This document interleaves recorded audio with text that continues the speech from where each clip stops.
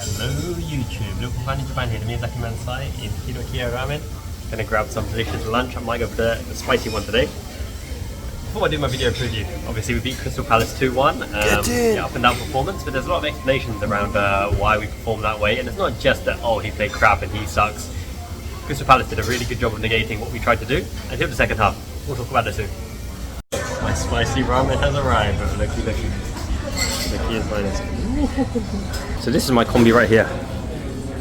Get some pickled mustard leaves, some mustard greens, chuck it in, some pickled ginger, some roasted garlic, chuck it in, fresh sesame seeds. Mix it together for a bit of a flavour. I've gone for the hard katamin ramen noodles. Nice piece of belly pork right there. Fold in the seaweed.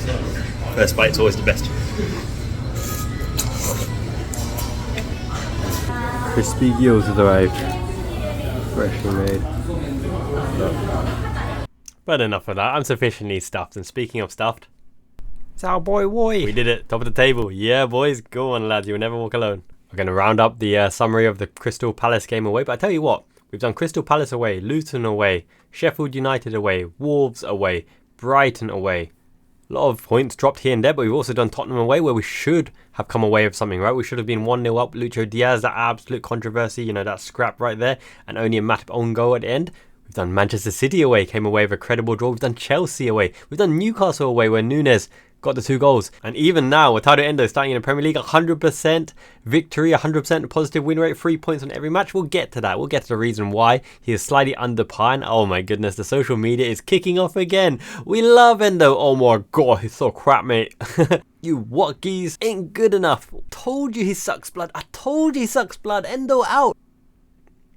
It's getting tiresome. You know what? Happily sitting at the top of the table, going to Christmas, probably still top of the table. I could brush it up to the side, but no, let's cover it. Let's cover it right now. So, few factors that can contribute into a bad performance. It could be the player himself, the tactics from your coach, from Jurgen Klopp from Liverpool, or the tactics from the opposition or the players in and around him. And speaking of players in and around him, my goodness, if you watch that match back, every single player had a chance to pressure Endo.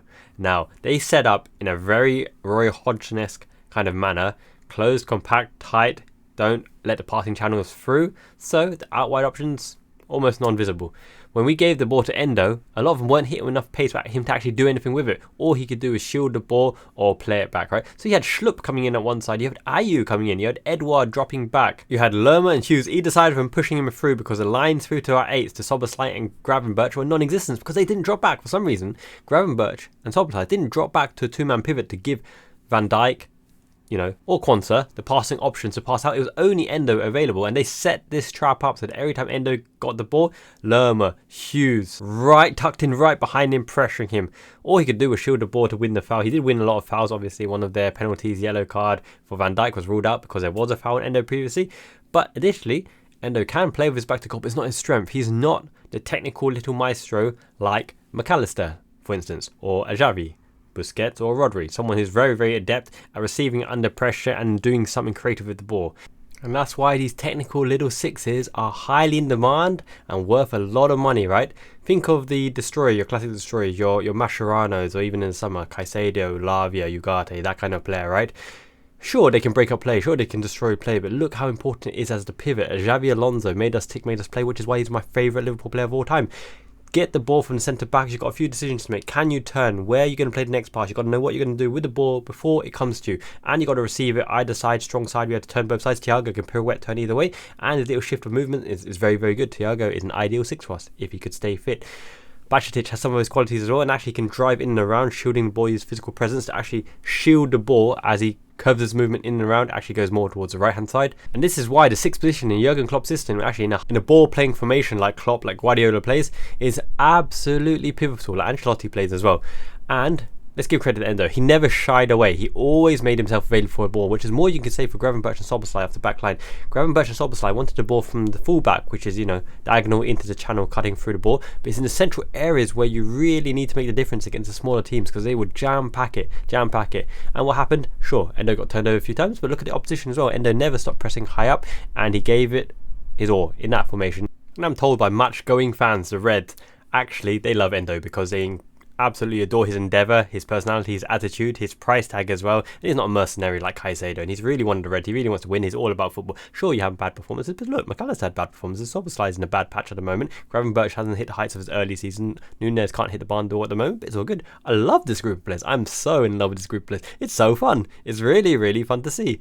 And we had some uprising good performances off the bench today. Gomez came on, Harvey Elliott, Curtis Jones, etc. Back the players, man. Don't criticise them. We came away with a win, a 2-1 win on the top of the table. What are you doing? Slating our lads. Are you a real Red? Let's quickly go back to our boy Endo, who I've been covering in the last few weeks. I'm not covering for him. I'm just giving you an explanation. Sure, he played bad. I'll give him what? I'll give him a 5 out of 10 for that first half performance. He did okay off the ball. On the ball, he was pincered and not supported, and given a few hospital balls on the back line. 80% of our starting lineup underperformed in the first half. They were under par massively, and we were under cosh, under pressure, and deservedly so.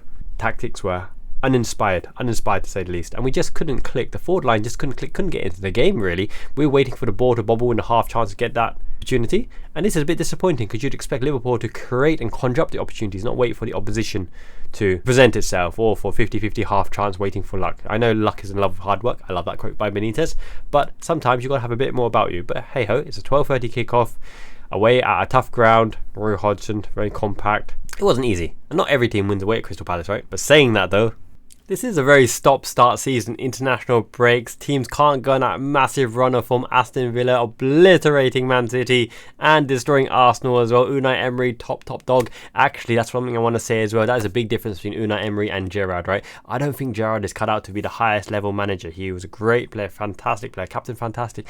But you can just see it in the patterns of play of Aston Villa. They know exactly what they need to do at all phases of the game. Lose the ball, win the ball, get the ball out wide, rotate the ball around, pivot the ball around. The players know what they need to do, and it's working. They're backing the coach, backing the manager, and that's something I really, really want to mention about this Liverpool team and Liverpool performance as well. This is why they are mentality monsters. They understand the tactics that Klopp is trying to employ, that Pep Linders is trying to employ, right? They have come up with a strategy to win a particular game, to get the points out of the game with the personnel they got. You don't always pick players on form. You don't always pick players because you like them, or you like their name, or you like the way they look. You pick players because of the function that they're going to fulfill in your overall strategy and vision for the game. The vision of the game and how it plays out is like a story. If it's going ebb and flow the way that Klopp envisages, we will end up with a good result. If it's interrupted by bad form, bad performances, or opposition tactics, you've got to reimagine the story and get the right functions, the right ability, the right personnel, the right chemistry on the pitch to deliver that story. And that's what I really like. Klopp, more often than not, has got the narrative of the game right, even against Tottenham. Our only loss of the season, we were dominating Tottenham, absolutely shatting on them. Even when we went down to 10 men, we were doing it. Even when we went down to 9 men, we were still an offensive threat as well. Klopp is a tactical genius. You may not see it, but constantly on the sideline, same as Unai Emery, same as Pep Guardiola, same as Arteta and Klopp. On the sideline, they are shouting, telling the players how the game needs to ebb and flow and what needs to happen in the next phase and what they need to do to embrace the current moment in that game, to get the result, to get the game-winning situations. And that's what I really, really like. Let's go back to Endo again for 1 second. We know, well, I know, hopefully you guys know by now, what his strengths are. He is not that little metronome where the ball comes to him, off you go. Ball comes to him, off you go. Play from Endo. He's not a Riquelme, a Juan Roman Riquelme. He's not even Juan Sebastian Veron, that deep-lying playmaker, or Pirlo. He is a defensive enforcer with discipline who will never shy from the ball, who can recycle the ball, but predominantly he's not your main ball player. He is the one that will shield the channels and the threat, marginalise the threat from the opposition, force them out wide or force them in congested positions, right? So when Palace force him to get the ball, he's not the greatest ball player. Let's admit that. I'll admit that. They did a fantastic job of that. He is more in tune with finding those pockets of space, getting the ball, turning, and playing from there, right? So when you force him into those close, tight-knit areas, without the support, without the touch let off one either side, because, as I said, Gravenberch and Szoboszlai were not in the same line. They were not in the same passing lines to get the ball quickly, so the only passing lines available were Tsimikas, Trent, Quansah, or Van Dijk. But because they're pressing up high it means that passing lanes back to Van Dijk and Quansah are a bit risky. So in that scenario, you got to make a choice. With hospital ball, you either play a junk ball, or you lose your composure and kick it out, or you try to win the foul or shield it until an obvious passing lane opens up to you. And it was very, very keen to see that Schlupp and Ayew, even Edouard, had the eye over the shoulder as they're pressing Endo, because they are waiting for the ball to be transitioned to Tsimikas or Trent, because they're ready to spring and jump straight on it, because they know that Trent is our initial playmaker who's trying to rotate, pivot into the central area, but it's congested there and they're waiting to pounce, set that trap there. So if they can't win the first ball off Endo, they're going to try and win the ball off Trent or Tsimikas in those positions, because we just can't get it through to Gravenberch and Szoboszlai.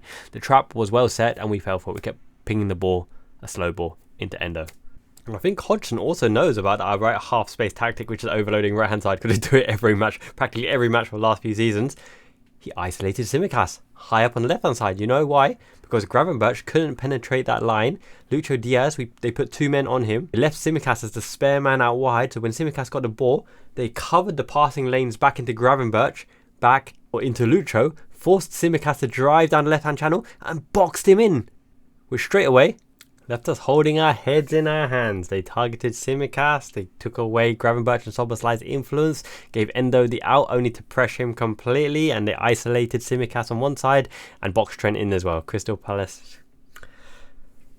Why you do this to my man Endo? Because he did not have the best of performances, but it was Klopp's tactics, Hodgson's tactics, and his own individual performances that resulted in an under par performance. And he was hooked at half time, and it's not necessarily because it was an outrageously bad performance. And I've seen people give him scores of 3 and 4 out of 10, which is frankly ludicrous and outrageous, because off the ball he was still contributing a lot to what the 6 needs to do. A 6 is to close the passing lanes off to the opposition strikers, and they didn't have much of a sniff, to be honest. They played on the counter attack. He did his job. They're fast, they're pacey, physical, waiting for us to turn over the ball and playing in and behind us. Okay, that's predominantly what Crystal Palace do. He was hooked for half time. Gomez came on, and this is a brilliant tactical switch from Klopp, because he presented a very insipid, uninspired Liverpool in the first half. It was tactics and it was personnel as well. Szoboszlai is a little bit undercooked in getting up and down, and Gravenberch just couldn't get into that defensive transition to make an impact. He's always wanted to go offensive. I don't know if it's a ploy by Klopp wanting to expose those half spaces, but we couldn't get anyone in the half space, and we know the place of critical damage that we want to hurt the opposition, especially Crystal Palace. Right half space or down the light on the right wing as well. Left hand side, Lucho plugs and plugs away, but at the moment there's really no end product to his kind of game. I don't know where he's missing that relationship with Robertson, that 1-2, Robertson overlapping around the outside, obviously Robertson getting back up and down, Dynamo Bunny as well, Lucho Diaz cutting in as well, but there's not a huge amount of threat. I know he had a goal ruled off for offside. I think he clipped it over the keeper, little chip. I think it was in the right half space again, right? There's our spot, the right half space. But it's not until Gomez came on that we got some impetus, because Gomez did something that Szoboszlai, Trent, even Salah, no one did what Gomez did, which was take the man on and drive. Physicality, pace, just around the outside, trusting himself to bring the ball, break that progressive press. And thanks to Gomez, we managed to operate in the half space where I mentioned that we're so effective, right? And I know Salah's goal was lucky, but I said it, I predicted it in the last video. Salah will get his 200th goal, it'll be scrappy, it'll be deflection or something. Because it's just the way it is. When you've got that pressure to break those records and to hit those high milestones, you can't always do it beautifully. Sometimes it's got to come off your arse, come off your shoulder, come off your knee, dodgy touch that just lands in the right place that you just tuck it home or smash it away. And we did it. It was that moment that gave us the impetus, the momentum, and broke Hodgson's heart, especially because Ayew being sent off is slightly soft, but it would have been a yellow card in other situations. Liverpool having the impetus away from home at Selhurst Park at Crystal Palace 2-1 victory is much, much deserved and very, very much needed. And we know that Harvey Elliott is a clinical player at the moment. Every single action is precise and for an outcome. Either getting the ball to Salah, receiving on a half turn, playing into space, progressing the ball, jumping into the pockets. Harvey Elliott is a thinking man's player and really, really promising in terms of the potential, because he is a kind of Bernardo Silva, a David Silva, that little cheeky progressive playmaker who has a shot, who can go around the outside, a little bit about him, pace, game intelligence, very humble, working hard on the ball, trying to increase his proficiencies in all areas, whether it is lifestyle, behaviour, physicality, teammate acknowledgement, and his Kamehameha.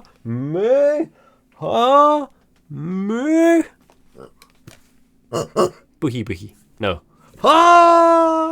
Dragon Ball. Gotta love Dragon Ball. I think there's a new Dragon Ball series coming out next year, right? I still haven't watched Dragon Ball Supers. I'm sure Endo and Ibo have been telling Harvey Elliott all about it. What kind of Weeby Otaku Japan fan am I? Young kids, man. I watch it growing up with them. Anyway, yeah, next year. I'm really excited about that. But let's end with a really good note. We're top of the league and we've only got a few more difficult away fixtures, right? Arsenal, West Ham, Everton, Man United. That's about it, isn't it? Arsenal? Yeah, that'll be the toughest one. But confidence. We usually do Arsenal when the going gets tough. Apart from that, our main man, Alisson Becker. If we're going to win the league, it's all going to be about Alisson, baby. Wow, there's those saves. Classy, classy. Instant relief all around. When they take the shot, you're like, no, Alisson. What a man, what a keeper, what a sexy beast. Best Premier League keeper, bar none. Those magic hands, he's got everything, his full package. He's got so many good years to come. I guarantee you, next 5 years, next 10 years even, he'll probably still be top of the top. He's dedicated, he's religious, he's Brazilian, he is everything you want in a keeper. My goodness, I can't remember a better keeper than Alisson Becker. Just dominant, absolutely dominant. And a nice guy as well, plays guitar. Till next time, guys. If you like this video, make sure you smash that like button. It helps the video get seen. I really, really appreciate the support, lady. We're getting there. We're really, really getting there, halfway on the criteria to getting streams. And make sure you sub as well if you haven't already. Lots of good content coming up. I'm going to get some Man United fans, some Liverpool fans in for the match preview this week. Some people you know as well. Keep it tuned. Till next time. Ciao.